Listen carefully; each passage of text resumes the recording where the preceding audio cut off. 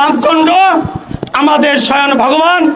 আমরা বাংলাদেশের ৬৬ জেলা নয়, প্রত্যেকটি উপজেলায় একটি করে রাম মন্দির স্থাপন করা হবে।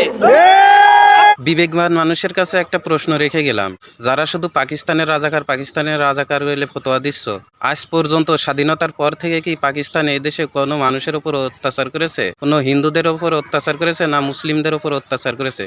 কিন্তু ভারত বলো প্রতিনিয়ত আমাদের উপর অত্যাচার করছে, তাদের আধিপত্য আমাদের উপর চাপিয়ে দিচ্ছে, তারা রাম মন্দির বানাচ্ছে, সব কিছু আমাদের উপর চাপিয়ে দিচ্ছে জোর করে। তারা নিজেদের দেশে মুসলিমদের মেরে ঘরদোর ভেঙে চুরে দিচ্ছে, তাতে কোনো অপরাধ নেই। আর আমাদের দেশে রাম মন্দির করবে, আলাদা প্রদেশ চাচ্ছে, প্রয়োজনে তারা বাংলাদেশকে ভারত বানিয়ে দেবে। বন্ধু কারা? ভারতকে আসলে আমাদের বন্ধু?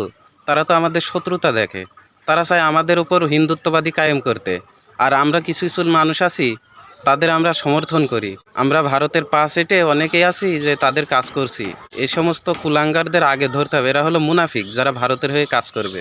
এরা মুসলমান না। মুসলমানের সাথে থাকলে কিন্তু মুসলমান হওয়া যায় না। রাসূল সাল্লাল্লাহু আলাইহি সাল্লামের পিছনে কিন্তু আব্দুল্লাহ বিন উবাই ছিল। সবসময় সে রাসূল সাল্লাল্লাহু আলাইহি সাল্লামের পিছনেই নামাজ পড়তো, তারপরেও সে কিন্তু মুনাফিকের সর্দার হয়েছে। তাই বলে এই মনে করবেন না যে মাথায় টুপি দিয়ে আপনি হইলে মুসলমানদের দেশে থাকবেন আর আপনি ইমানদার হয়ে যাবেন মুখে বললেই, এমনটা কিন্তু না। আপনি মুনাফিকের দালাল হচ্ছেন যদি ভারতের হয়ে আপনি কাজ করেন।